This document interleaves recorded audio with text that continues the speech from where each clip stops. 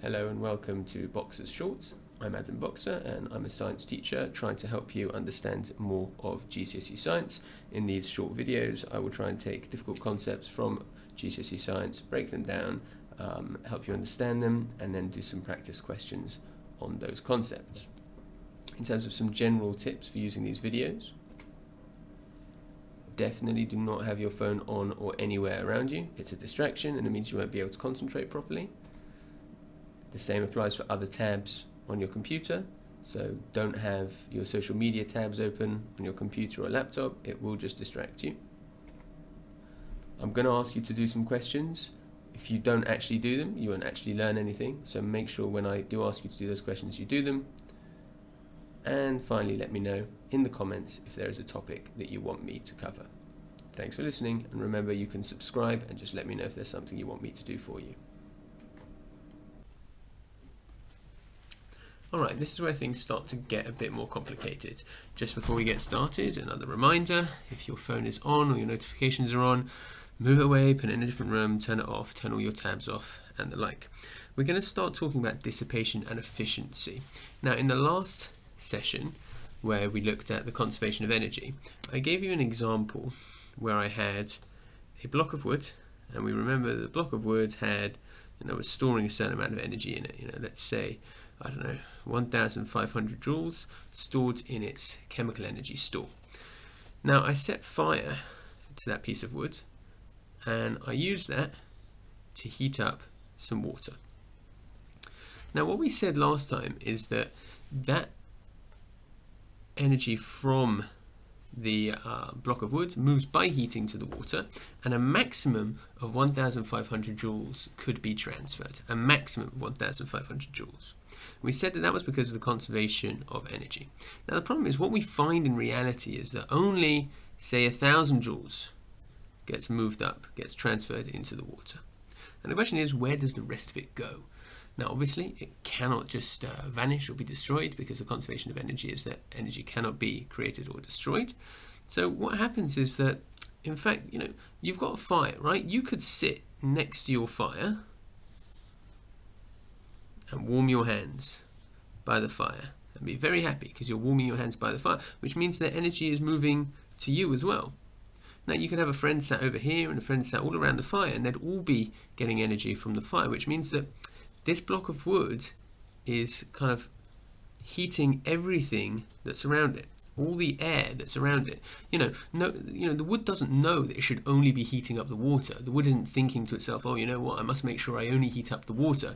The wood is heating up the whole area around it, what you might call the surroundings. And the surroundings might be the air surroundings. They might be a person, they could be anything. But it's the area that is around the object. Now, let's move that into a more kind of concrete example. You remember when we spoke about the ball, or the fruit, whatever it was, dropping down and hitting the ground? Now, right at the top, it might have, say, 10 joules in its gravitational store. It hits the bottom, and it has 0 joules in its gravitational store, and all of that's in its kinetic store, and it bounces back up again. Now theoretically it should bounce up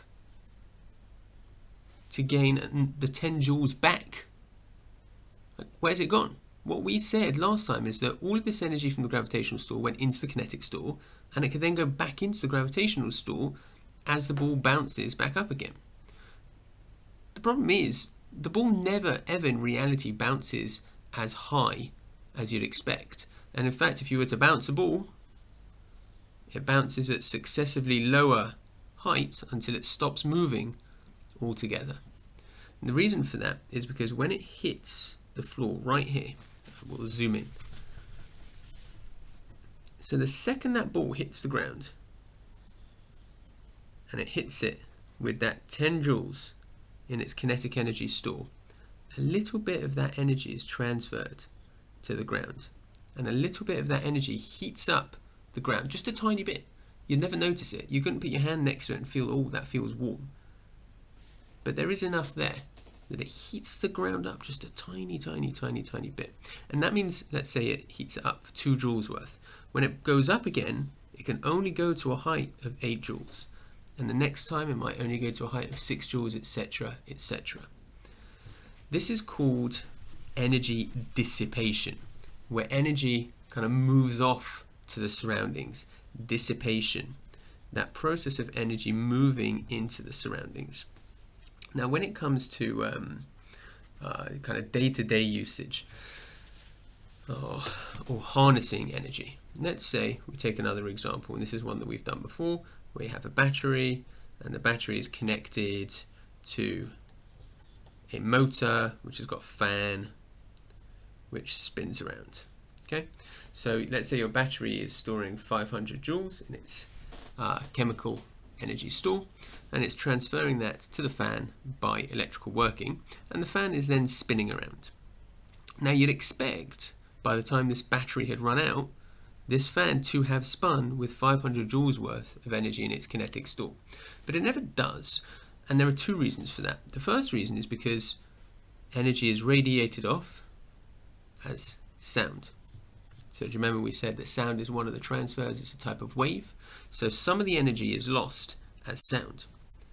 Furthermore, within this motor, if you were to feel it after it had been on for a while, it would feel a little bit warm. And a really good example of that is if you ever hoovered. So hoover basically just has a massive fan in it, and it's pulling air and it's moving air around, but hoovers get warm as well. If you were to feel a hoover after it was done, it would feel very warm to you.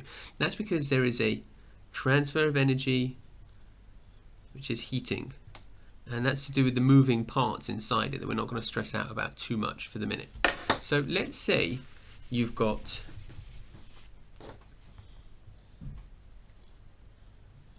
your battery, and we said that battery had 500 joules worth in it, and it transfers that to the fan. And if the fan only, let's go back a bit, transfers that to the fan, but not all of that 500 joules makes it to the blades of the fan turning around. Some of it is lost as sound, some of it is lost as heat. And so let's say we lose 50 joules of heat, of heating the surroundings, 50 joules transferring sound to the surroundings. That leaves only 400 joules for the fan to actually be turning around. You've lost 100 joules. We call that the efficiency. All of this energy here is dissipated to the surrounding, and we sometimes call that wasted. It's wasted energy, because I don't want it to make a noise. I don't want my fan to be making a noise. I don't want my fan to be getting hot. I want my fan to be turning around. I want all of the energy from here to go to the fan, turning around and turning around and turning around. And when it doesn't, that energy is wasted. When we talk about energy wasting, we talk about the efficiency of the fan. So let's say, we've got this fan which has wasted 100 joules. And let's say I take the same battery and I go to the shop and I buy a different type of fan. And I measure how much energy makes it to this second fan. And in fact, 450 joules makes it to that fan. I would say this fan is more efficient. It wastes less energy. This one's only wasted 50. This one wasted 100. And then say, oh, that was good. Maybe I'll try yet another fan. So I go to the shop and I buy a third fan. This fan, however, only ends up with 350 joules. This one is less efficient. The efficiency is just a measure of how much energy it's wasting compared to the amount of energy it gets in. We'll look at that in more detail soon, but for the minute we'll just think about efficiency as a measure of how much energy has been wasted. Alright, we're now ready to start some questions, but first I'd like you to just read a scenario before we start the questions on it.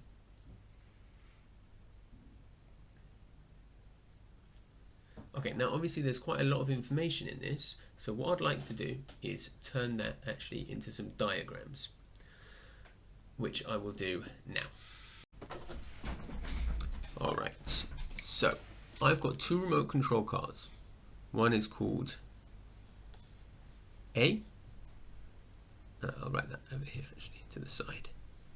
A, and the other is called B.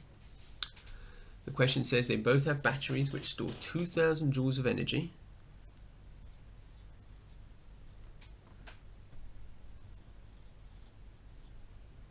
which can be transferred to their motor, which is what turns it around. Unfortunately, they both waste energy by heating the air and the road underneath the car. So when the wheels turn on the road, they waste energy, they heat up the road just a little bit. The faster they go, the more they heat it. But they do heat up the road, which means that's energy wasted. So they waste energy into the road and into the air that's around them. In a straight line, car A wastes 150 joules. And car B wastes 200 joules. That energy is dissipated to the surroundings. It's wasted. Now what that means is that this one has 1,850 joules in its kinetic store. This one only has 1,800 joules in its kinetic store. Now I don't know what the question is going to ask, but I can look at this and say immediately this one is more efficient than this one because it wastes less energy. Less of the energy is dissipated and more of the energy is useful. This is my useful energy, my dissipated energy. There's more here than there is there compared to this one where there's more being wasted. This one's more efficient. It's also going to go further because this one can get 1,850 into its kinetic store. This one can only get 1,800 into its kinetic store. So this one makes its battery last for a bit longer. Alright, so there's that question that we just looked at, and there's another one for you to do. As per usual, pause until you've finished them and then press play again. So in terms of our answer, in the first case, which car is more efficient? Definitely car A, like we said, it's because it wastes less energy. B, which car will travel further? Also car A, because more of the energy goes into its kinetic store and less is wasted. I've got two new cars. They store 2,500 in their batteries. Car C transfers all the energy from its battery, 1,800 to its kinetic store. How much energy is dissipated? That's got to be 700 joules. It's the difference. 2,500 take away 1,800. Car D transfers all the energy from its battery and only 300 is dissipated. How much energy is useful? 2,200. The difference between 2,500 and 300 is 2,200. Which car is more efficient? Definitely D, because D wastes less energy, or more of D's energy can be is useful. More of the energy transfers involved with D is useful.